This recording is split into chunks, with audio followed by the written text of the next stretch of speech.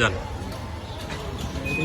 আমরা এই মুহূর্তে দাঁড়িয়ে আছি শেখ রাসেল সড়ক, শমশেরাবাদ,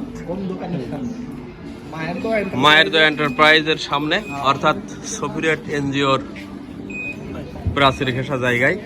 এখানে ভেতরে বাড়ি করবার জন্য কোনো এক ভাই ইট রাখছেন। তো আসলে এই ইটগুলো যদি আরেকটু সচেতনভাবে সাজানো হতো তাহলে হয়তো দুর্ঘটনার সম্ভাবনা কমতো।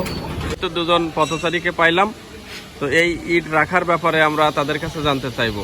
প্লিজ যদি আপনি কিছু বলতেন। এই ব্যাপারে সবার সচেতন হওয়া দরকার। সিটি কর্পোরেশন এই ব্যাপারে পদক্ষেপ নিতে পারে। আর আমাদের সবচেয়ে জরুরি যেটা, সেটা হলো জনসচেতনতা। আমরা জানতে চাচ্ছি ওনার কাছে যে আসলে এই ইটগুলো রাখার ব্যাপারে আপনার বক্তব্য একটু বলবেন প্লিজ। জি, আসসালামু আলাইকুম। আমি একটা সচেতন নাগরিক হিসেবে আমারও প্রশ্ন আসছে যে এখানে ইটগুলো কীভাবে রাখছে।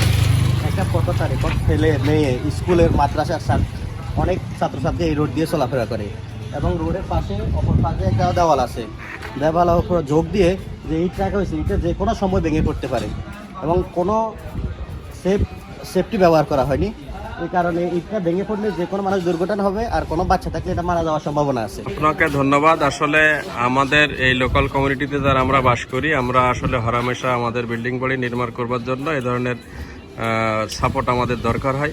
কিন্তু একটা জিনিস আমাদের একটু মাথায় রাখা দরকার যে আমরা যদি একটু সেফটি এনশিওর করি তাহলে হয়তো অনেক দুর্ঘটনা থেকে আমরা বাঁচতে পারি।